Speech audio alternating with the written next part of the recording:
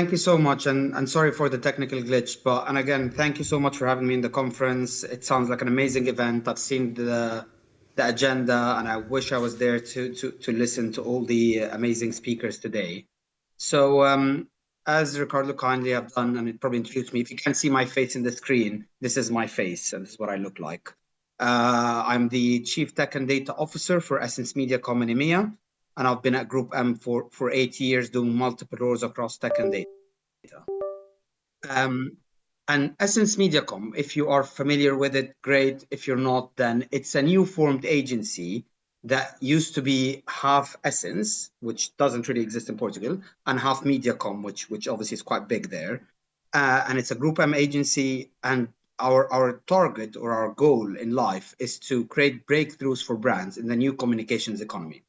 And what that means is breakthroughs. We define breakthroughs as any change that leads to opportunity for brands to grow. And hopefully today, I will showcase to you how we use AI to create those breakthroughs for some of the biggest brands in the world. A lot of companies talk about analytics and putting data at the heart of everything we do. Given that we are a new set agency based on a lot of years of experience, we have set up our teams to think about analytics at the heart of everything we do, not as an afterthought. As in, we use analytics and insights and AI for our strategic planning and buying, for our media solutions, for our creative, for our data platforms, finance, etc. And we'll give you a glimpse of that today. Right. So I'm very certain that a lot of people talk to you about AI, the history of AI, and some of you will be specialists in this field. So I'm not going to give you a history lesson, which this chart actually might say. What I will kind of talk very clearly about is how we got to this point, right? So obviously in the 1950s, especially in 1955, John McCarthy and some data scientists or computer scientists at the time coined the term artificial intelligence. And that at that point was to use if-then statements to program machines in factories and among other things, right? That was the initial kind of use case, to use artificial intelligence to replace people in factories who are getting injured, among other, obviously, things. Come 1980s, we then started the age of machine learning. They've run out of if statements, right? We have to get the machines to teach themselves. And that's when the rise of machine learning started. And that actually came at the same time as the start of the internet, right? That was when the financial institutes, the banks needed that kind of technology to detect fraud, the medical care to detect epidemics and pandemics, etc., and come up with medicine. And then it's in the 1990s, early 1990s, is when neural networks started to come into play. And this is when we started replicating human minds using multiple layers of machine learning. And the best examples of that is, driverless cars, right? So if you look at what started then and now, a driverless car takes multiple layers of machine learning to make a decision, whether it's location on the street, location in the world, amount of charging within it, the cars surrounding it, etc., to make a decision to go left or right or go slower or faster. And obviously, in the last 2-3 years, we've reached the age of generative AI.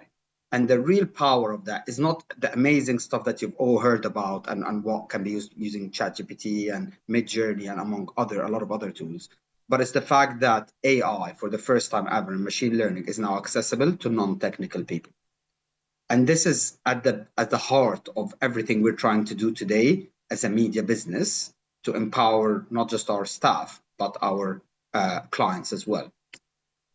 And GroupM predicted that 90% of all media jobs and companies will be impacted by AI by 2023. And if we did a lot of research, and Statista kind of suggested that actually the adoption of generative AI in particular is the highest among marketing and advertising, and it goes lower across all other industries. So we are at the heart and at the tip of that spear of that change. And again, the stuff you're going to see today hopefully will bring that to life rather than just making it theoretical. So how do we apply AI at EssenceMediacom? And it's a very hard one because that work started years ago. it's only just come to life because people got excited about generative AI. So we'll talk to you about stuff across all of AI in this sense. We've applied AI across a lot of our services and capabilities. And starting with the core of what we do, media planning and activation. The second part of it is across our modeling and measurement. And the third one is actually around creative thinking, is how do we use AI to make our people stronger and better, to come up with better ideas and strategies for the clients. So in each one of them, I'm going to go through the first two, we're going to talk about two products that we have and services: value signals, contextual creative, rapid modeling, creative testing, and finally we'll talk about EM chat. So bear with me when we talk first about some of our planning and activation products. Starting with value signals, right? So this is a very empty slide. So let me explain what I'm talking about here.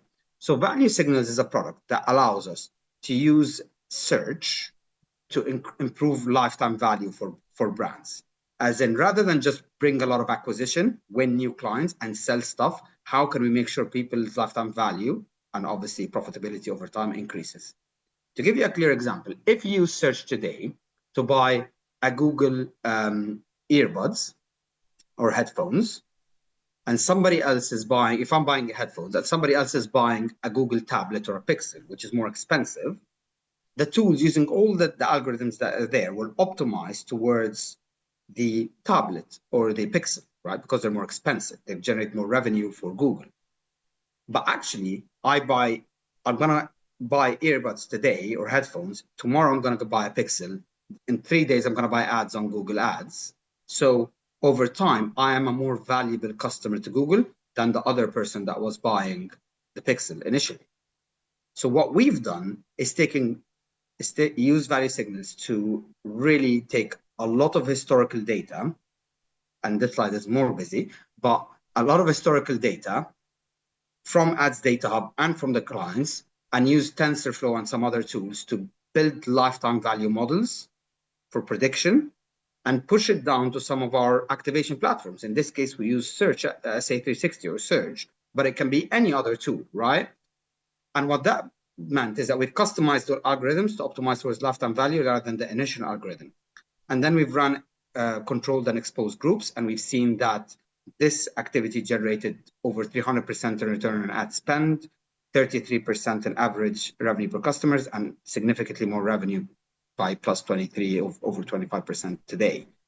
And value signals is a really good way to kind of think about how you use AI and machine learning from past behavior to predict the future outcomes of your marketing spend. So that's kind of an example of how we use it for activation.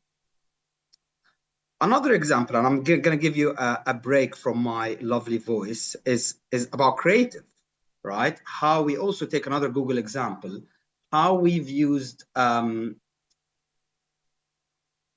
contextual targeting on steroids. Basically, what we've done is, due to regulation and the fact that all dynamic creative is based on personal data, is how can we bring hundreds of contextual signals to build models, to build a lot of dynamic creative in real time without the use of any personal data. And I will share this video with you. I hope you can see it and hear it.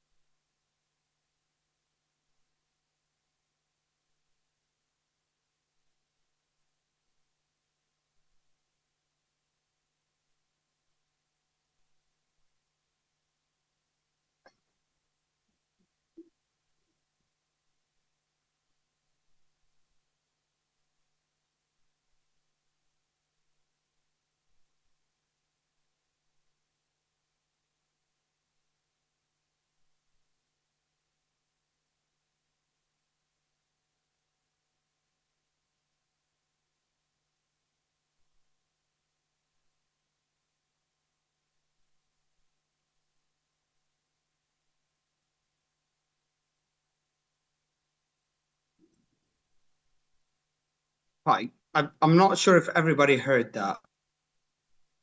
Hello, hi. I'm not sure if anybody heard that or not, but I hope it ran well. If not, obviously we'll share this later. Uh, this was another example of how we could use AI for creative targeting. The second bit we're going to focus on here is measurement, right? And we're going to talk about creative measurement and media measurement. So the first one is creative testing, right? So we have a suite of tools called creative analytics. And people forget, especially in media agencies, that half of the job is on the creative, not just the smarts we put on the media planning and buying. But how do we learn from past experiences and past creative to optimize for the future and what's effective? So what what we've done here is we've created this tool that takes a lot of data points from past creatives over years from the ad servers, and we apply 3 levels of AI at the same time. The first one is vision AI, and that is to understand what is in the ad. Are these humans? Are these cars? Are these shoes, etc.? Are these text? Where are they? To understand the stuff on the ad. The second thing is attention. Where are people scrolling, using attention AI? And the third one is natural language processing to understand the mood, the context of the ads. And we've run this across a lot of clients, but I'm going to give you an example of Adidas. And we've applied this across hundreds and hundreds of Adidas ads. And we've understood over time that there are 12 to actually 14 significant areas that we can optimize towards. So for example, the findings told us that the logo area, if the logo occupies between 1 to 4%, you'll have more uplift in efficiency of the ads. Text position, if it's in the top center, center left, center right, then higher uplift. On the contrary, if the CTAs are in a smaller area, under 15%, you'll have a very low uplift of 30%. Right? So that gave us a lot of insight in what makes a good creative work. And obviously we fed that back to the creative agency who've really updated their ads, which actually generated over 50% uplift in the return on ad spend when we run the new creative. So really, really powerful way to use a lot of AI to understand the effectiveness of the ads. Another thing we do a lot of is we do a lot of market mix modeling to understand true cross-channel campaign effectiveness, right? How do you understand the value of your digital spend in search, social display versus TV versus radio, etc. And market mix models are a very old but quite powerful methodology. However, they've always been very cost prohibitive, really expensive. The competitions are really expensive talents to get. They also take a lot of time to do. And today, especially in the fragmentation of cookies, of media platforms, we need to do this quite rapidly. So we've created a tool called rapid modeling. And rapid modeling is based on Bayesian statistics, on automation of all of the data ingestion from all the different sources. But more importantly, we've used a lot of machine learning from our past campaigns, from our data, from different clients to be able to really bring to life the outputs of those MMMs and effectiveness towards sales, towards brand equity and brand uplift, towards performance KPIs, and also towards market share, depending on your campaign goals. And we've done this across, 3 of the biggest clients as well, right? So, KFC wanted to increase the media spend, but they didn't want to cannibalize their spend, as in if you spend a lot of money on search, eventually becomes less effective. So we've done their MMMs to figure out how they can split their budgets to bring the best amount of sales. For Sky and T-Mobile, we've really done it to increase brand awareness by taking a lot of data between from their brand awareness lift studies and their brand tracking surveys to basically tell them how they should shift their budgets towards their goals. And we do this now on a weekly basis. It's not something you do once every 6 months. So that's where AI has really helped us to accelerate all of this as well. Finally, the last point I want to speak to you about is creative thinking, right? So what about our people? These are all stuff we do for brands. What are we doing for ourselves? So we've created a new tool called EM Chat. And EM Chat focuses on three things, right? Elevating the human creativity, creating new ideas with our people, empowering them, disseminating knowledge, making sure that the knowledge of the people doesn't stay in everybody's mind, but people can use it, and then doing a lot of automation and scripting. So I'm going to give you three quick examples, right? How do we elevate human thinking? We've licensed a version of OpenAI's algorithm, and we've powered it with not with the world's data, but actually with our own data sets. And that means when people want to understand what are the answers to certain questions based on things we've done before, based on our own best practice and knowledge as an agency that's been ongoing for 30 years, they can come to it using our version of ChatGPT, right? The second option is disseminating knowledge. Until very recently, econometric results are very hard to read. They're only readable to analysts. But by using EM Chat, people can query the data in those MMMs using natural language processing. And finally, we've automated a lot of the data ingestion processes and the transformation so that we can do automated reporting much quicker using natural language as well, i.e. how has been my performance this year from last year? You can write that in EM Chat and it will give you charts, results, etc. Rather than before you'd have to get your BI guys to do it. This is how we're empowering our own agency as well. So obviously there's a lot of risks and considerations with all of this, which I'm sure you've heard a lot about if you're really into the generative AI space in particular.